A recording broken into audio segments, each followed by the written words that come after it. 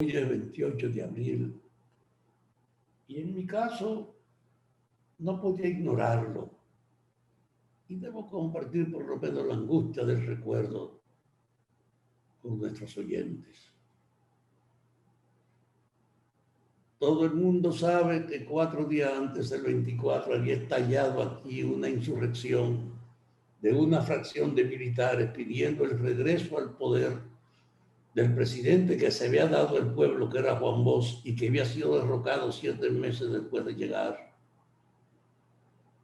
De que se reclamaba la vigencia de la Constitución que en ese gobierno se había producido, porque era el esfuerzo después de la muerte de Trujillo de participación de la diversidad popular para plantear la organización de un gobierno que borrara el crimen y la impunidad que había caracterizado toda la historia dominicana. Quería que llegara al poder Juan Bosch y que se estableciera la Constitución que nos había dejado. Y ese día 28, puedo repetirlo, ya habíamos ganado la guerra.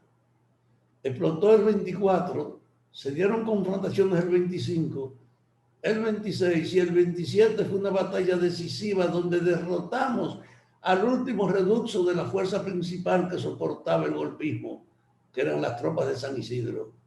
Derrotamos las tropas de San Isidro en el puente el día 27. He reiterado aquí que en la noche de ese día nos encontramos con Francis Camaño porque fui a verlo. Yo reitero mis profundas contradicciones que tenía con Francis hasta ese día, porque él era el jefe de los cascos blancos, de las tropas de choque de la policía, y yo era el responsable de la propaganda del 14 de junio, escogido en un congreso y en varias ocasiones en la calle, frente al local y en diversos lugares, y en el tribunal nos chocamos, cruzábamos palabras y éramos evidentemente dos antagonistas, Francis y yo. Pero el 27 en la noche, ante la conciencia de que habíamos derrotado las tropas principales del golpismo, yo fui a verlo, nos abrazamos y los dos casi al mismo tiempo dijimos, hemos ganado la guerra. Esa era la conciencia general que había aquí el 27 en la noche, de que ya no había nadie que se opusiera al ejercicio de lo que proclamábamos, el retorno de Bosch. Y ahí compartimos la idea que había dos centros a los que había que recurrir. Uno, el cuartel general de la policía, y Francis me decía, ellos están esperando que lleguemos, no van a pelear, ahí no hay voluntad ya de choque, hay una aceptación de que ganamos. Pero también está la fortaleza Usama aquí dentro, que hay que recuperarla. Y nos despedimos esa noche del 27 con la alegría de haber dejado atrás toda la angustia de la dictadura, de la opresión, de la discriminación, y que estamos en camino de la alborada más feliz de toda nuestra historia.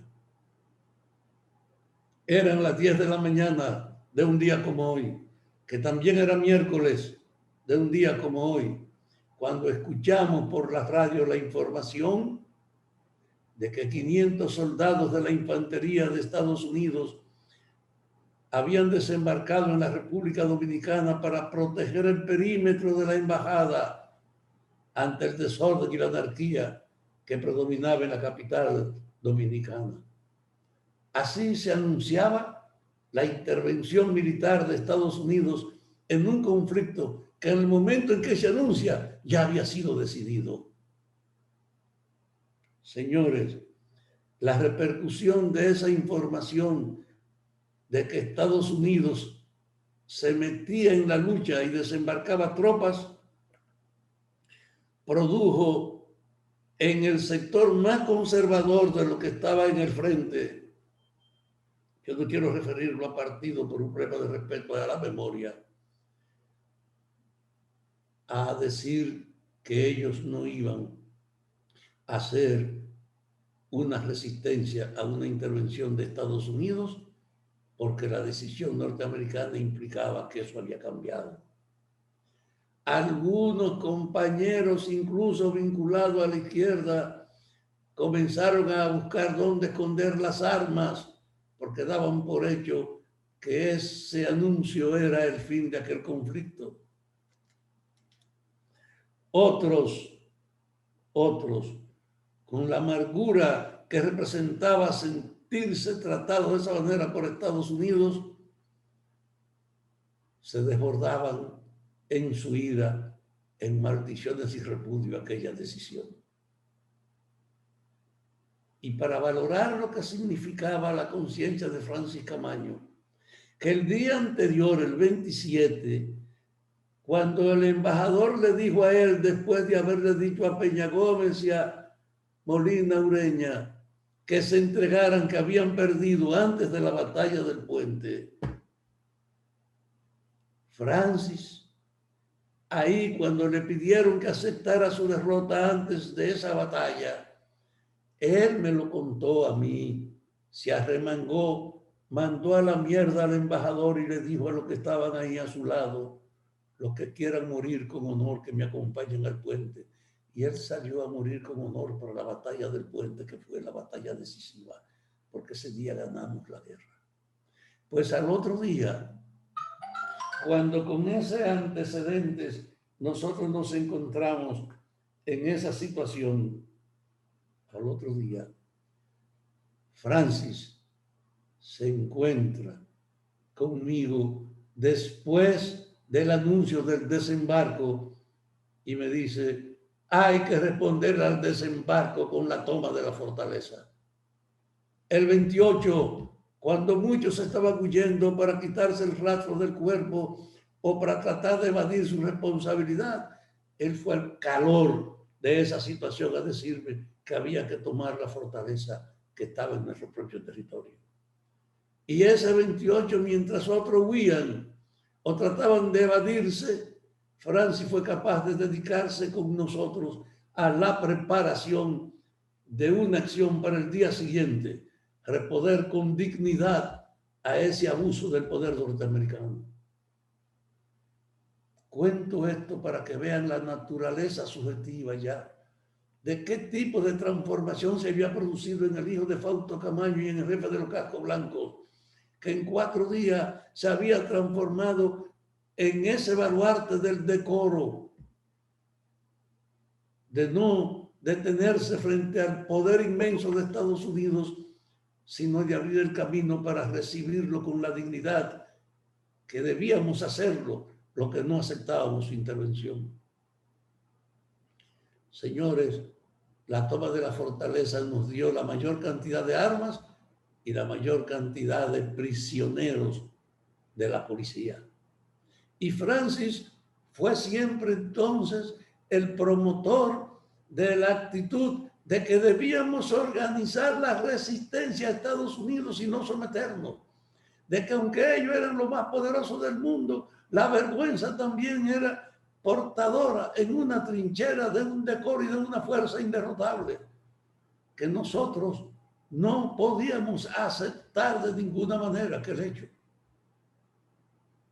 Y Francis propicia a partir de aquel momento en forma tal la dignidad y el decoro de la resistencia que él fue consagrado como presidente constitucional en lo que llegaba a Bosch, porque Molina Ureña se había asilado y estaba el país sin mando legítimo.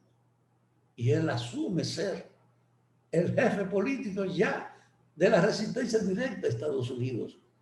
Es decir, es un hombre que ha producido en sí mismo un cambio en su conciencia, que del jefe de los cascos blancos es el jefe de la resistencia para enfrentarse a Estados Unidos. Creo que todo lo que hizo Estados Unidos fue la muestra de un abuso que funcionaba en aquel momento en el papel de ejercer su autoridad independientemente de que tuviera razón. Estados Unidos era el primer poder del mundo. Estábamos en plena Guerra Fría y lo que se producía que ellos no podían controlar lo desechaban diciendo, ahí están los comunistas, y hasta publicaron una lista de 40 personas que muchas de ellas ni siquiera sabían que estaban tomadas en cuenta, para justificar su desembarco aquí e intervenir para evitar que los constitucionalistas, consagrados ya como victoriosos, lograran oficializar ese momento en asumir el poder. Estados Unidos, pues, con su segunda intervención en el siglo XX en la República Dominicana, con su segunda intervención militar, estaba impidiendo que el país se liberara de todo el atraso y el abuso que había sufrido bajo la política. Estados Unidos estaba puesto al servicio de la continuidad del pasado, abiertamente en contra de una esperanza y de una ilusión de las grandes mayorías de que podíamos ser dueños de nuestro propio destino. Y la fuerza militar de Estados Unidos logró entonces cercarnos, nutrir los restos del CEFA para barrer en la parte norte de la ciudad con toda la resistencia armada y para crear un proceso a través del cual, negociando, la lucha terminara bajo el mandato de los invasores, organizando el regreso al poder de Balaguer, que era tanto como resucitar a Trujillo. Ahora, ese hombre sale por las negociaciones del país, lo mandan a Londres y es capaz en Londres, siendo el representante diplomático de la República Dominicana, de abandonarlo y clandestinizarse yendo a Cuba a organizarse militarmente para venir al país a continuar la lucha que aquellos frustraron. Ese hombre no tuvo vacilaciones, ni pensó en conveniencia de su interés personal. Fue un instrumento de la motivación interior de que aquel abuso no podía tolerarse, de que aunque fuese con nuestra sangre y nuestra vida, había que resistirlo. Y fue capaz de volver al país con un pequeño círculo, de volver al país con la idea de que yo prefiero morirme enfrentando esta desgracia que vivir a distancia la tranquilidad de la evasión del combate. Y Francis fue herido. Francis fue herido, detenido en una silla en esa expedición.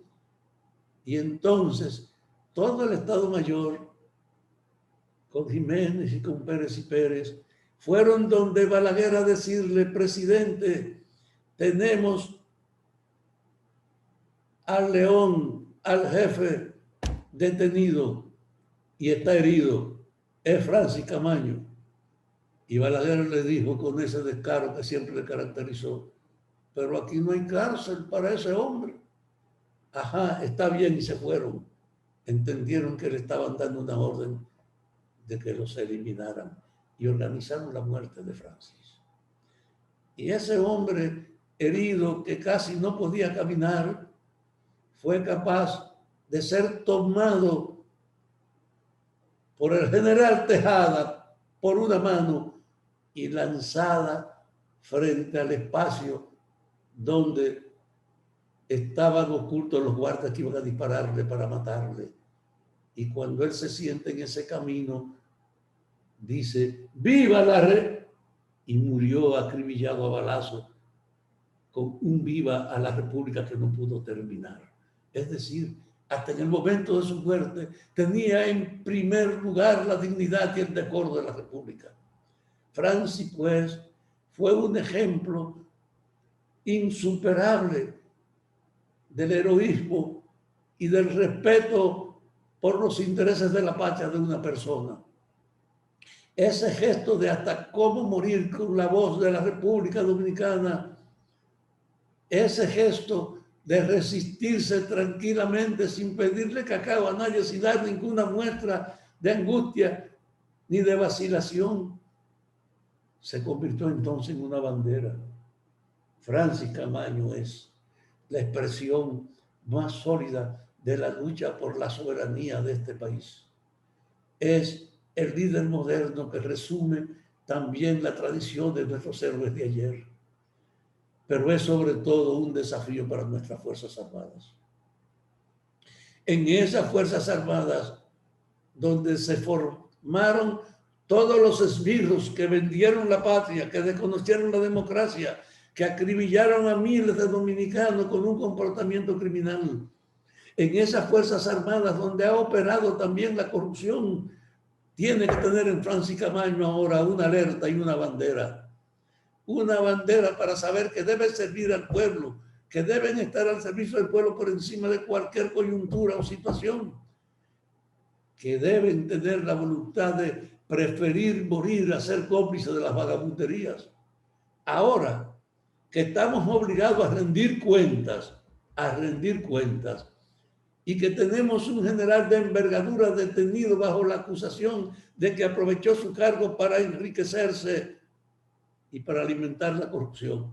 En este momento, la imagen de Francis tiene que estar en todos los pasillos de nuestros cuarteles. Un hombre que fue capaz de desafiar el poder de Estados Unidos, que murió llamando a la República Dominicana, que no se doblegó. Ese hombre debe alimentar a los militares que hoy saben que hay que cambiar la herencia de la podredumbre en la que estamos, que no deben encubrir las vagabunderías, que deben hacer un esfuerzo porque efectivamente se reordene el papel de la institución para que pueda tener con orgullo el honor y el nombre de una persona como Francis Camaño. Por eso, este aniversario tiene una trascendencia extraordinaria, porque en el seno de las Fuerzas Armadas no puede pasar como un día cualquiera. En el seno de las Fuerzas Armadas hay que mirar hacia uno de los pocos modelos que esa institución tiene para tratar de establecerlo como guía. Tal vez Francis y Fernández Domínguez juntos, abrazados los dos, puedan ser recuperados en la memoria de los guardias de ahora, para que de ahí extraigan las residumbres de su comportamiento, para que no tapen las vagabunderías, para que sean capaces de sacar a la superficie toda la podredumbre que creció desde esa intervención en las filas de nuestras instituciones, porque los yanquis, al restablecer el poder del pasado, restablecieron lo indecoroso, el robo, la acumulación, la podredumbre. En la lucha de hoy está presente, pues, una escoba barriendo esa herencia, pero un foco iluminando lo que tuvieron el papel de ser vanguardia y líder de esa época. Sea, pues, este 28 de abril un momento de reflexión para que en toda la institución de nuestras Fuerzas Armadas piensen en el decoro, la trascendencia, la significación y el ejemplo de dignidad que fue Francisco Alberto Camaño. Gracias, Isidro.